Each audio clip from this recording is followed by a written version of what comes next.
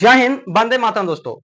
अक्सर आप सभी लोग देखे होंगे और सुने भी होंगे कि बारिश के मौसम में वज्रपात, ठनका, स्काई लाइटिंग गिरते आपने अक्सर देखा ही होगा। क्या कारण है कि बारिश के मौसम में ही, बारिश के दिनों में ही वज्रपात यानी ठनका गिरते हैं? गर्मी में क्यों नहीं गिरते हैं और ठंड में क्यों नहीं गिरते हैं? गिरते हैं तो सिर्फ और सिर्फ बारिश के दिनों में।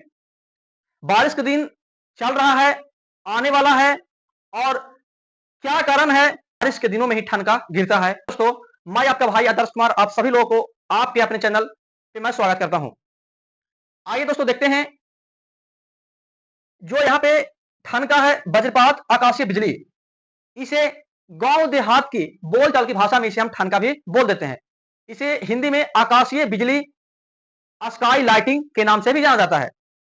ये वज्रपात, ठनका गिरने का कारण है चार्ज ट्रांसफॉर्मेशन के कारण, यानी कि आवेशों के रूपांतरण के कारण। जब एक वस्तु दूसरे वस्तु से घर्षण होते हैं तो अब आप लोग बोलिएगा कि क्या सर आकाश में कोई वस्तु है? तो आकाश में किस प्रकार की वस्तु है? तो समझिए सबसे पहले चार्ज होता क्या है। तो चार्ज दोस्तों दो प्रकार के चार्ज होते हैं, एक पॉजिटिव चार्ज होते हैं और एक नेगेटिव चार्ज होते हैं। पॉजिटिव चार्ज का मतलब कि जो इलेक्ट्रॉन्स को त्याग करेगा, नेगेटिव चार्ज का मतलब है कि जो इलेक्ट्रॉन्स को ग्रहण कर लेगा। यहाँ पे बिजली, ठनका में प्रोटॉन का यूज नहीं होता है, न्यूट्रॉन का यूज नहीं होता है, सिर्फ और सिर्फ इलेक्ट्रॉन के स्थानांतरण के कारण उत्पन्न होती है। समझिएगा कि जब सेम चार्ज मतलब कि समान चार्ज प्लस प्लस हो या फिर माइनस माइनस हो, अगर समान चार्ज हो, प्लस प्लस हो, माइनस माइनस हो, तो एक दूसरे को रिपेल करते हैं, एक दूसरे को प्रतिकर्षित करते हैं, एक दूसरे में ठेला ठेली करते हैं। वहीं अगर विपरीत चार्ज की बात करें, एक पॉजिटिव हो और एक नेगेटिव हो, या फिर एक नेगेटिव हो एक पॉजिटिव हो, तो दूसरे एक दूसरे को अट्रैक्ट करते हैं। और यहाँ पे वज्रपात यानी बिजली गिरने का जो कारण है, बस ये कारण है। कंडीशन नंबर दूसरा यहाँ पे फॉलो होता है। देखिए, जो आकाश में बारिश के जब मौसम चल रहे होते हैं तो अक्सर जो बारिश के जो दिनों में जो बादल बनते हैं, पानी के बूंदों और बर्फ से बने होते हैं। जब हवाएं चलती है, आप सभी देखते होंगे कि जब बारिश के मौसम में हवा बहुत तेज गति से चलता है, तो बहुत तेज गति से जब हवाएं चलती है तो पानी के बूंद का बादल और बर्फ के गोले का बादल जब दोनों आपस में तेज गति से टकराते हैं तो घर्षण होता है। घर्षण होने के कारण वस्तुओं के अंदर गुण आ जाता है, आवेशित होने का गुण आ जाता है। आवेशित होने का मतलब है किसी वस्तु को सटाएगा या तो हटाएगा, यानी कि किसी वस्तु में अगर आवेशन का गुण आ गया है तो या तो वस्तु को आकर्षित करेगा या तो प्रतिकर्षित करेगा।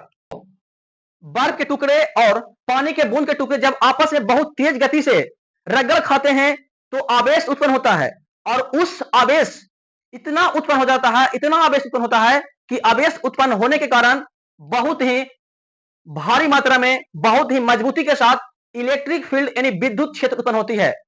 आप लोग बोलिएगा कि विद्युत क्षेत्र होता क्या है?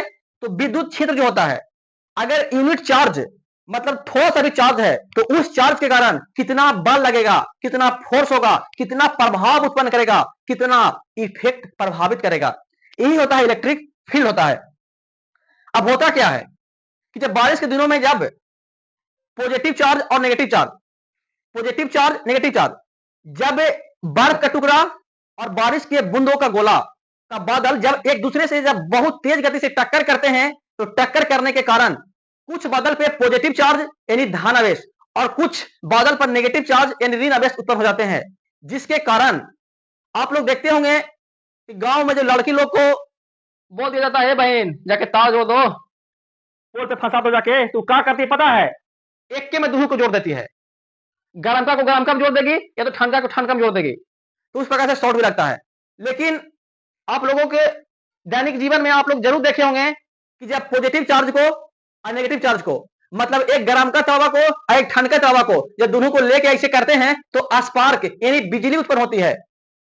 तो यहाँ पे छोटे लेवल पे एनर्जी थे, छोटे लेवल पे चार्ज थे, तो थोड़ा सा आया, थोड़ा सा चमक आई।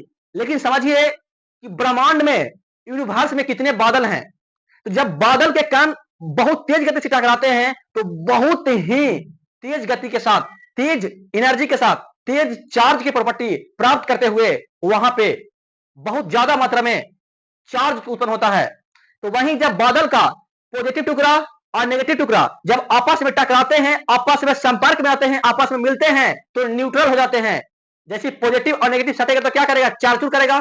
तो समझिए कि जब तावा को, गरमका को, ठंडा को सटा रहे थे तो चारचूर आवाज कर रहा था, और यहां से स्पार्क ज्वाला की तरह, आग की तरह उत्पन्न हुआ। सेम घटना होता है बादल के साथ। बहुत एनर्जी वाले बादल जब टकराते हैं ना, पॉजिटिव चार्ज के बादल और नेगेटिव चार्ज के बादल, तो एक तो आग उत्पन्न करता है, यानी कि दिखेगा कि बाप रे कुछ गिरा, और दूसरा की आवाज, ताबों में आवाज करता है, इसमें भी आवाज करता है।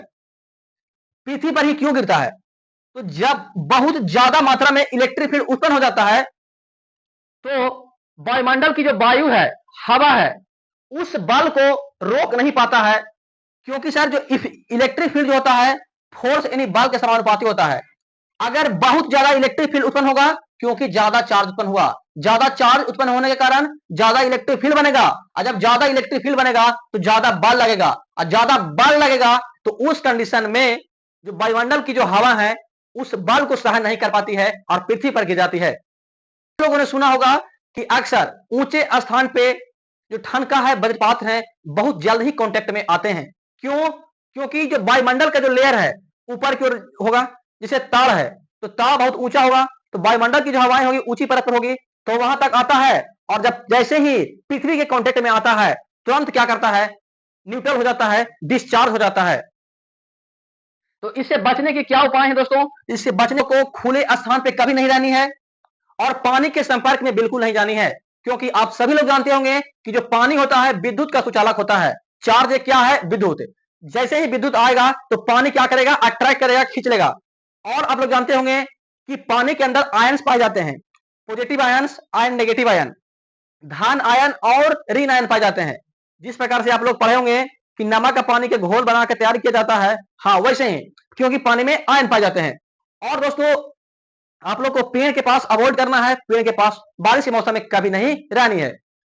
सेकंड बात है कि आप लोग को धातु के चीज को यूज नहीं करनी है, क्योंकि आप लोग जानते होंगे जैसे कोई भी धातु है तो उसके अंदर प्रॉपर्टी होता है। जैसे कि कोई धातु है, ठीक है, धातु में पाए जाते हैं फ्री इलेक्ट्रॉन्स। क्या पाए जाते हैं, फ्री इलेक्ट्रॉन्स पाए जाते हैं, फ्री इलेक्ट्रॉन्स पाए जाते हैं, फ्री इलेक्ट्रॉन्स पाए जाते हैं। इलेक्ट्रॉन का जो चार्ज होता है नेगेटिव होता है, क्या होता है, नेगेटिव। तो negative negative negative negative negative, बताइए कि सेम चार्ज जो होते हैं एक दूसरे को रिपेल करते हैं, तो चार्ज का जो होगा कहां पे आएगा, सरफेस पे आकर जमा हो जाता है। अब बताइए जब चार्ज, एक चार्ज तो बिजली वाला है, और दूसरा चार्ज आप हाथ में पहने हैं या फिर धातु के संपर्क में है, तो जब दोनों चार्ज मिलेगा तो न्यूट्रल हो जाएगा, आप ही के पास ठनका गिर जाएगा। साथियों ये वीडियो कैसा लगा, मैं उम्मीद करता हूं कि वीडियो अच्छा लगा होगा, और अच्छा लगे ना तो प्लीज चैनल को सब्सक्राइब करके दोस्तों के पास सेशन को शेयर जरूर कीजिएगा। मिलते हैं आपसे अगले वीडियो में, तब तक के लिए जय हिंद, जय भारत दोस्तों।